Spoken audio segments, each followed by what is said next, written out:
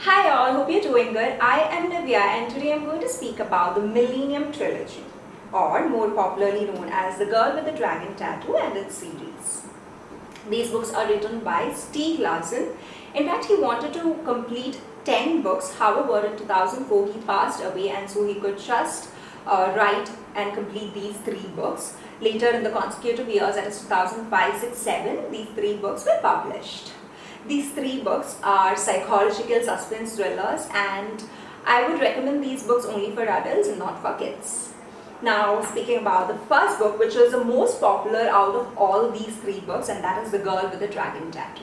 This book mainly has 2 protagonists. In fact, the other 2 books also have the same protagonist, and the first one is Michael Blomkvist, who is a journalist in the Millennium Publications, and the second one is basically the girl in all these trilogy titles, and that is Lisbeth Salander, who was a completely difficult person to identify in a society, psychologically complex, socially outcast, introvert, and a brilliant computer hacker. So this book ideally can be divided into 2 different sections. So first section being a particular investigation of a lady named Harriet Wanger who just disappears into thin air, and Blomkvist and Lisbeth Salander collaboratively works to find what happened with her. The second part is about a particular column which Michael Blomkvist writes in his magazine about an industrialist, a billionaire, and the allegations that goes forward with it. I loved the first part more about Harriet Wanger's investigation. It is too good, the suspense is amazing, climax is just so awesome. It is something that will make you sit at the edge of your chair, and very good climax.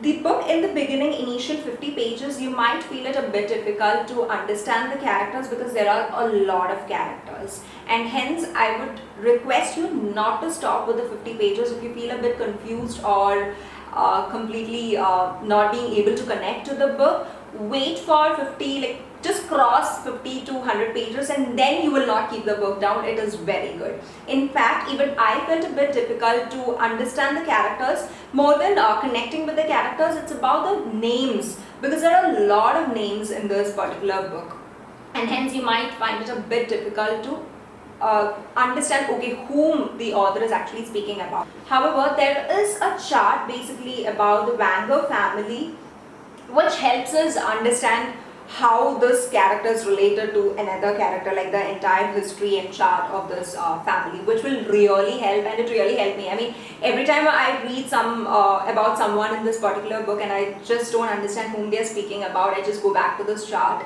and then I just understand, okay, this is a person. And still I didn't feel like much of difficulty in this. I truly love going back to the chart and understanding, okay, so this is a person. So do not keep this book away thinking that the first 50 pages you cannot understand it. Go ahead, you will really love it because the climax just is awesome. So to reach the climax, you should definitely read this book entirely. It's a book with 554 pages and a very lovely book. So with that, let's go to second book, The Girl Who Played with Fire. Guys, before you read this book, ensure that you complete reading The Girl with the Dragon Tattoo, the first part, because the characters in this book is being taken from the first book itself, and hence you will not be able to relate to them if you have not read the first part.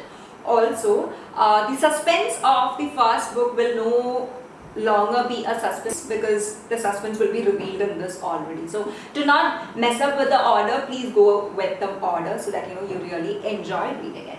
Okay, so speaking about the second book, The Girl Who Played with Fire, I equally enjoyed the first 2 books.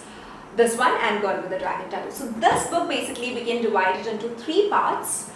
The first one is about identifying the character Salander, or for you to understand who Salander is. It has nothing to do with the second 2 parts in this particular book. It's just an introduction. The entire book is being framed in Sweden except this particular part wherein she is in Grenada. And a lot of incidents happen there, though it has nothing to do with the rest of the book. I loved even that part of the book. The second part is about an investigation related to sex trafficking. And the third part is about an investigation related to 3 murders. I thoroughly enjoyed this book, and the last 100 pages of this book, I just loved it. It's too good. There are a lot of heroic characters other than Elizabeth Salander as well in this book. The journalist, the police, and a lot many. And I truly loved every character because they all are heroic except the villains in the book. But I really enjoyed it. Mind-blowing book and really suspense. Full thriller. You must take this book also. The third book in the trilogy is The Girl Who Kicked the Hornet's Nest. This book is about an allegation made against Elizabeth Salander for murdering a person and how they prove it wrong. They, in the sense, Elizabeth Salander, Michael Blomkvist, and a few other characters as well. I truly hated this book. I really didn't like this book. I had a lot of expectation after reading the first two books, which I thoroughly enjoyed reading, and I really was disappointed after reading this book. In fact, not after reading this book, but in the course of reading this book as well. Even while reading the book, it was very difficult. Like, it was not a page turner unlike the other two books, but I thought at least the climax, the suspense would be good, because that's how, you know, the first two books had wonderful suspense and climax. So I thought probably at least the climax would be something that will be great, and hence I just kept reading. And this is like 743 pages book, 746 pages book, while the other ones were like 550 plus. Just that's it. Still, I kept reading and thinking it will have a good climax, but it was just an expected climax, no suspense at all, and it was really disappointing. I in fact felt the character of Erika, that is an editor of the magazine, that particular story of hers is far better than what is being written about Elizabeth Salander. So I would actually suggest for you all to just read the first two books, and this particular book, Hornet's Nest, like, you can read it if you want to, but otherwise you can completely avoid it. After all, this is the last book, so there is no fourth book as such to read of Stieg Larsson's, which will have a connection with this book, so you can truly avoid this book because it really didn't do any wonder, and I was really disappointed. There's nothing good actually I could speak about this book. So that's about these three books.